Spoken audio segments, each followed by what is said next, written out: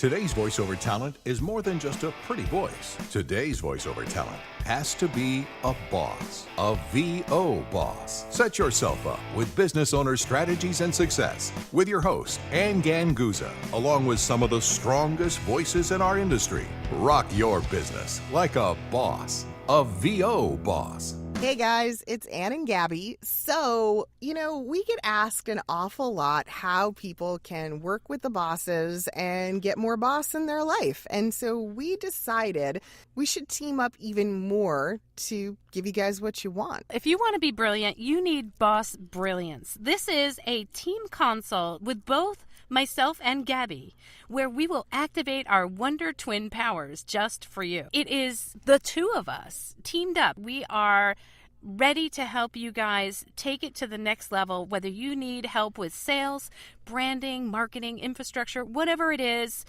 Sign up for a Boss Brilliance consult with us today. Find it on our website at voboss.com. And now, on to today's episode. Welcome to the VO Boss Podcast. I'm your host, Ann Ganguzza, with my VO Boss bestie, Gabby Nistico. Hey, Gabby. Hello. Today, we are introducing something very unique and special to the podcast. Yeah, brand new feature. I love this. Boss Fix. Get your boss fix. We've been for a while kind of prompting you guys to submit questions and give us your input and feedback and to communicate with us. And we've got a little stockpile, right? Of questions. That's what we want, right? We want to hear problems. We want to hear the things that hurt, what's painful in your business right now. Where do you need help? And we're here to give you solutions and the boss fix. So, Gabby, I've got a question from a listener, Kay. Let's do it. Okay, so Kay writes, "Hello, I just listened to your podcast for 300 miles yesterday." Ooh. Whoa. Yeah, right? Whoa, what? Oh my God. So wait. So it was a VO Boss road trip? That's amazing. I love that she opened with that. I listened to your podcast for 300 miles. So I want to know how many episodes that was. Yeah, Kay, you need to get back with us and tell us exactly how many episodes. Exactly. Yeah, and thanks for listening. After that, she continues, "It was fun. I learned a lot and only got turned around twice." I love that. It was probably my fault. I'm sorry. That's I'm it. so You sorry, distracted Kay. her. "I started full-time in October, and I'm a co-parenting mom with 6-year-old twins. Oui. I've got an RH, and I'm going to assume that's going to mean Regular hire. There you go. I would think. Okay, so I've got an RH who pays me every week to narrate a book. I pay all the bills for our whole household by myself. The kids are clothed and fed, the house and car function. It seems like I should be spending all of my time getting these books out. The RH, an enigma I've never met or spoken with via phone, says he has 40 to 60 books for me for the next couple of years. It seems like I shouldn't be marketing, shouldn't be auditioning, should just be focusing like wild and working my tush off 55 to 60 hours a week on these books. We do not yet have a nest egg or rainy day fund. What should I do?" Wow, so there's a lot of components to that. So first of all, I'd like to say congratulations for being a mom and paying the bills and having everything functional, which is awesome. And so being a boss. Yeah, and that's being doing a boss. It. Yeah. And of course, congratulations on the gig that she's got a regular hire who pays her every week to narrate books. I think the one thing that starts to raise a little bit of a red flag for me is that she mentions that she's never met or spoken with her RH. Yeah. I think if you're getting a promise of quite a bit of work from somebody that you've never necessarily spoken with, I'm going to assume she's gotten paid from this person before. I'm going to just assume that. But if there's going to be a promise of a certain amount of work and you've not necessarily communicated, especially when you're talking about 2 years worth of work and you're going to stop everything in order to pursue and complete that work, that would raise the flag with me. What about you, Gabby? Yeah, I have a pretty big issue with that in a lot of ways. I mean, I'll be honest. When I first read that, I kind of shook my head and I was like, wait, what? And then I had to read it again. So it brings up a lot of questions. And Kay, by all means, if you want to do a follow-up with us, feel free. Because the first thing in my mind is you're saying that this client is paying you regularly. It looks like weekly. But what guarantee do you have? That's my issue with this. So, all my years of being in this industry from both sides of the casting process, I immediately put agent brain in my skull and go, well, wait, what would my agent do? What would a rep do in this situation? There would be a contract. Damn Skippy. Yes, there would be a contract for sure. I think when there's a promise of work, there needs to be a discussion. There needs to be a meeting that requires more than just a back and forth with email, which I think is fine because the email back and forth in itself serves as somewhat of a legal document. But I do believe that there needs to be communication above and beyond an email, because I think that that's going to really clarify and clear up a lot of questions that she may have or concerns, and most definitely I think that could start the process of at least having a contract drawn up. And it's funny because when we had our Quadcast episode with the boys from Let's Talk Voiceover, one of the things that got brought up was how there are clients that try to, kind of play that game where they dangle. Oh, yeah, absolutely. Right? They dangle the job but, we know that this isn't a lot of money, but, there's more work. We have lots and lots of work. Don't play that game. Yeah. Don't. Gabby, I don't think that has ever worked with me, ever. In terms of dangling a carrot in front of me, that doesn't sell me on their rate. It's just a tactic in negotiation. You're right. And I think, in my experience, I wasn't that savvy in the beginning. I did agree to some lower rates, and I negotiated with people based on this promise, if you will, of, but there's so much more work. And guess what? It never came. Yeah. I think that only happens once. That does not get you a lower rate with me at all. Every now and then it pans out. Well, then it's bonus. I will discount a client after I've had them for a while. I've been fortunate enough to have a few clients over the years that use me really, really regularly. I'm talking about once, twice a week, if not more. When you're doing that kind of volume with me and we have those sorts of large orders coming in, periodically, I might just do a spot gratis. Yeah, I agree might with that. just give them a little break, not because they asked for it. Mm-hmm. I agree with you there, and I've done that multiple times with long-standing clients myself, and I think that's good juju. It is towards your clients. You're right. You're right. It's Absolutely. good juju. It's good faith. It's strengthening bonds and relationships. Absolutely. Things like that are wonderful, but it's not at the beginning of the deal. Everyone has to prove themselves in the beginning. You do. So why shouldn't your client as well? Exactly. So, all right, so let's just assume that she's been paid every week for, I don't know, the past 3 months. Let's say that she's established somewhat of a relationship. The person likes my work, and you can pretty reasonably establish that maybe there will be more work. I would then most definitely recommend that you get on the phone to discuss. Because number one, I don't think you should ever stop marketing yourself, because I don't believe in putting all your eggs in one basket. I think that you need to continually harvest and sow the seeds of new clients. You cannot depend on one client or survive on one client alone. It just isn't reasonable to expect. I'm going to say that maybe it's not the most business savvy. Yeah. If I don't have a commitment, if I don't have something in writing, and if I don't have a retainer or, just a large chunk of money up front, no, I will not bring the rest of my business to a screeching halt for one account. Oh, you brought up the best point. Money up front. Especially with newer clients, if I've not worked with them for a long time, I always insist on being paid up front. And that is just something that goes right into my quote. So let's assume she's got this person paying them every week. I think the next step would be to schedule a meeting to discuss the client's needs. And it doesn't have to be a meeting where you're challenging them anything. You just want to discuss the project further and understand what the client's needs are so that you can work on fulfilling them. And then I would suggest strongly that there be some sort of contract written up or prepayment. The other piece in all of this is that when you have something this large staring you in the face, $40 to $60, good googly moogly, that is a huge, huge undertaking. I'm going to be a little insistent on some more intimate communication. I want a Zoom or a Skype, or I want to see you. Yeah, I want agree. to talk to you.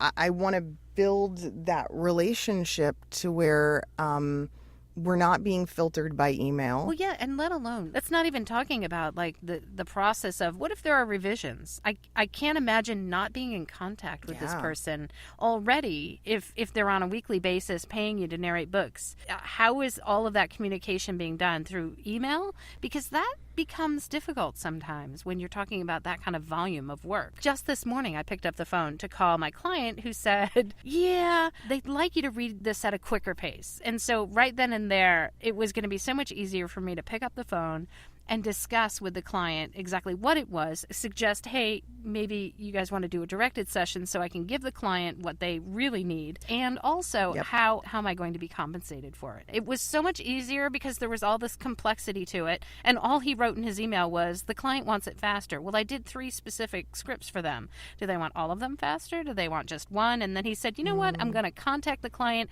and we're going to do a directed session. I resolved that in literally 5 minutes, rather than writing an email, because anybody that's worked with me knows that I can't type anymore. And then once the email is sent off, you have to wait for that back and forth. Just remember, when your nails are as fabulous as yours, it's okay that you can't type. It's okay. It's perfectly acceptable. And I always tell my nail guy to cut them short. Always. I'm going to bring up one other piece to this boss fix that I think is really critical. And Kay, it seems to me like it's a piece of this equation that you're missing out on. And it's something that Ann and I have talked about in other podcasts. Maybe that wasn't part of your 300-mile road trip. I don't know. We have frequently talked about outsourcing. Right off the bat, when I look at just the volume of this job, okay, set aside the contractual aspect, the monetary aspect, the piece about communicating with the client directly. If the amount of work is so intense that you're having to say, well, what do I do? How do I balance this with trying to market myself, cultivate more clients, sell more services? That tells me one really important thing. You need an editor.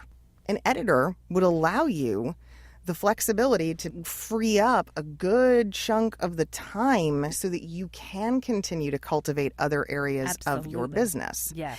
And yes, you're going to lose some money, right? I mean, like that's kind of the give and take there, but you have to ask yourself what I'm gaining in time, can I make that lucrative? Can I make that worth so much more than the money I'm having to spend outsourcing the editing? Yeah, that's an excellent point. And I know it's so scary. I'm just going to be the very first person to say, I get it.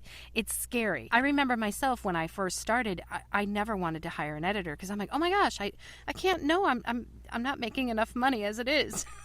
I can't pay somebody to help me edit. That was the biggest mistake that I thought in my beginner business mind, right? Was that, no, I don't have the money. It is an investment. It is something that... It was your baby boss brain. Baby boss. My baby boss brain that said, no, I can't afford that.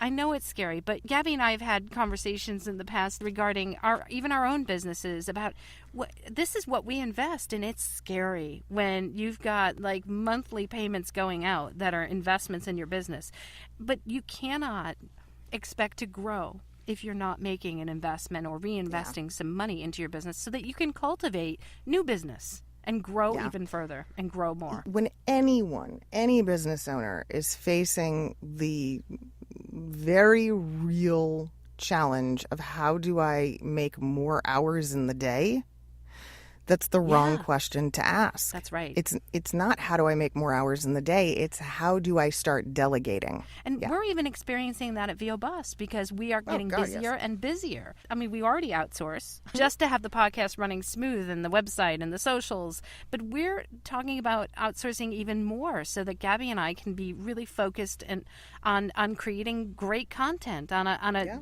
regular basis for a long, long time. Having that extra pair of hands does, in a way, link back to having the stability of a contract in place with this client because you don't want to be on the hook. Right, absolutely. For the services, and the work done should something go wrong there. And so it's more incentive for you to get something in writing, get that contract in place so that you can breathe a little bit of relief and go, okay, yeah, my editor's covered. I know where that's coming from. I know how that's going to work. If you have an agreement on payment for services, whether it be upfront, whether it be a certain deposit, a certain stipend that you get every so often, I think that will really give you the truth on if this client is on the up and up with those 40 to 60 books or not, because guaranteed they're probably not going to be wanting to do anything like that if that's not truly the case. That's really going to be how you figure out, is it really 40 to 60 or is it more like 4 to 6? Yeah.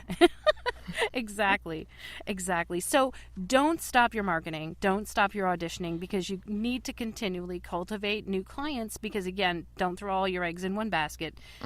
And definitely, I think the consideration of outsourcing your editing would be a great first step in being able to secure more work and more growth for you and your business. Kay, thank you so much for writing to the VO Bosses. We invite everybody to do so. If you are dealing with any struggle, challenge, difficulty in your entrepreneurial voiceover endeavor, let us know. We are happy to feature your questions and help you find the boss fix you need. Write us at thebosses@voboss.com. I'd like to give a big old shout out to our sponsor, IPDTL. You too can record like a boss, and find out more at IPDTL.com. And all of you should go visit our big old website, voboss.com. It's big. It's a big website. I'm telling you, lots of stuff there. Lots of things beyond the podcast for you guys to explore. And of course, all the socials and all the different ways that you can access the podcast. iTunes, Spotify, Google Play, iHeart. Yeah, right. Take a cue from Kay, man. Road trip with the bosses. Road trip with the bosses. 300. Let's go 1,300 miles with the bosses. Ooh, a I think challenge. we've got enough episodes. All right, you guys. Have a great week. Kick butt. Rock it like a boss. Bye. Bye. Join us next week for another edition of VO Boss with your hosts, Ann Ganguzza and Gabby Nistico. All rights reserved. Ann Ganguzza voice talent in association with 3 Moon Media. Redistribution with permission. Coast-to-coast connectivity via IPDTL. We were eating watermelon the other day. We got this big, glorious South Carolina watermelon. And I was telling James how little Turkle likes to eat the melons. And he was like, you can't be serious. And I'm like, no. I'm like, her cat begs for fruit. Andy licks my leg. To which then, did my husband tried to spend like an hour and a half getting the cats to eat watermelon, which went nowhere. But, come on, you have to be like a Ganguzza kitty. You have to. Oh my God, that's so funny. You have to eat this. That is so funny. We have to keep up with them. Keeping up with the Ganguzzas. It's like become the house motto / joke. We got to keep up with the Ganguzzas. Come on, we're slipping. Oh my God. Yeah, well, when your kitty licks your leg, he's so twisted, this cat. I'm telling you. Like, he licks the wall. Turk licks and he licks, remember I told you? Yeah, Turk's a little special. It's okay. He spent like the first 10 minutes after Jerry got home licking the wheel of his luggage. I bet that tasted good. He's a little special kitty. He really is. He's a garbage kitty. My cat is a garbage kitty. He's a sweetheart, man. I'll tell you, I just love him to death. Ragnar has decided that the microphone stand and the copy stand are his thing. Like his, and he hugs them. Oh, that's so cute. And well, it's cute up until we walk out of the office and lock it up for the night. Oh, I know, when he's in there. Yep, he got locked in here the other day. Poor thing. He peed on Lewis's chair. We just wheeled it out, and and then I had to go buy a new chair. But here's where it gets hilarious. So, I mean, you've seen my road. You've seen the house, my house and everything. So, main road. Something like that happens. I mean, like, I'm just like, take it to the curb, right? Like, just wheel it out to the curb. Somebody took it. Yes. Like, my thinking was, we'll just leave it out till garbage day, which is Thursday. Yeah. No. 5 minutes later, it's gone. It's gone. God. And I'm like, somebody took the pee-pee chair. Who does this? Who takes a pee-pee chair? Oh, my God. V is in voice. O is over. So if you're looking to take over voiceover, be a VO boss. Hit the record button, Shelly. Thank you, Shelly. What are you eting, Gabby? I need to know. I have an ice pop. Am I the only person not eating right now? Sorry. Probably. Mine's not really eating. It's just a hard drink is the way to look at it. hard drink. A hard drink in the middle of our three-way. Shelly has this whole plan, Anne, for an outtake episode that we're either going to call VO Boss After Dark or VO Boss Uncensored. We were interviewing George. one of our... George. I brought him in right at the point when Gabby was saying the word testicle. I don't even know what we were talking about. And George ran with it. He took that ball and he ran. He certainly did. Yep. So you recorded your pee-pee. Yeah, but I put myself on mute. You didn't hear me. I mean, I could add sound effects so we can hear you. I'm just saying. You could. Do you have jewelry on? I do. The are you thinking? I don't know. I'm waving my hand around. Totally heard your jewelry jangle. What the hell? Amateur. Cyndi Lauper. Shit, take the bracelets off. Cyndi Lauper. Oh my God, that you have to take that because I'm recording it on IPDDL. Oh my God, Cyndi Lauper, take the bracelets off. You have to put that in. To I don't care what show, but that is the funniest thing I have heard in 5,000 years. 100 billion things. Every billion things. Hello. Hello. Hello. Hello. Hello. Hello. Can we make all the dogs start barking? That would be amazing. Meow, meow, meow, meow, meow, meow, meow, meow. meow. See, Lisa, this is how we entertain ourselves. No, I think it's awesome. And my dog's crying. Which one? Is it Banzo or Ziggy? Ziggy. Ziggy. Crying. Yeah, she's being silly. Ziggy Pants, I love you. She's like 40 pounds. She's almost 40 pounds. I want to eat her. She's done growing. She would let you. She would let you eat and snuggle her all day. Oh. Okay, love you guys, but I gotta go.